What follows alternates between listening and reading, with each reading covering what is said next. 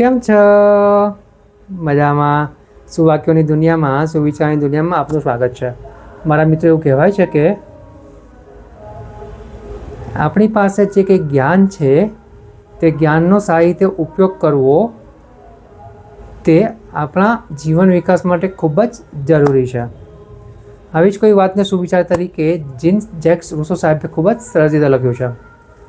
આજનો જે સુવિચાર છે તેનો વિષય છે સદ્ગુણો, વર્ચ્યુઝ. શ્રી જીન જેક્સ રૂસો સાહેબે લખ્યું છે કે અજ્ઞાનતા બુરાઈ તરફ દોરી જતું નથી. ગેરસમજો બુરાઈ તરફ દોરી જાય છે. વાત એ નથી કે લોકો શું જાણે છે, પરંતુ વાત એ છે કે લોકો ન જાણવા છતાં પણ એવો દેખાડો કરે છે કે તેઓ બધું જાણે છે. મારા મિત્રો, વાત ખૂબ જ ઊંડી છે, ખૂબ જ ગહેરી છે અને એટલી જ મહત્ત્વની છે. અહીંયા શ્રી જીન જેક્સ રૂસો સાહેબ જીવનના સદ્ગુણો ઉપર, વચ્ચીઓ ઉપર ભાર આપતા કહે છે કે આપણે આપણા જીવનમાં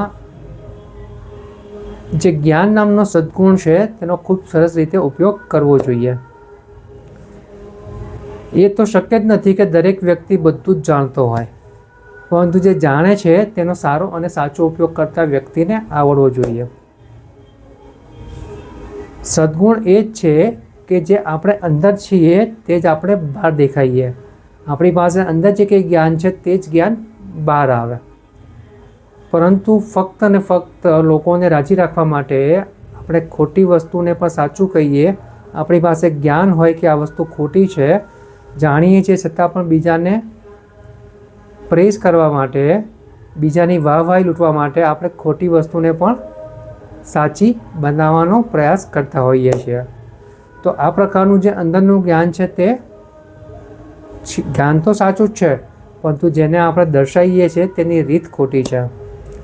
એટલે અહીંયા જે વાત એ છે કે સદ્ગુણ ત્યારે જ બને કે આપણી અંદર જે હોય તે જ બહાર આવે. વ્યક્તિ જો જ્ઞાની હોય અને જ્યાં જરૂર પડે ત્યાં વ્યક્તિએ વિરોધ પણ કરવો પડે. જો વ્યક્તિ વિરોધ ના કરે, જ્ઞાન હોવા છતાં પણ એવી રીતે વર્તે કે જેથી બીજા ખુશ થાય, ભલે તે વાત ખોટી હોય, તો આ વ્યક્તિના જ્ઞાનનો કોઈ મતલબ થતો નથી અને આ સદ્ગુણ દુર્ગુણમાં પરિવર્તન પામે છે.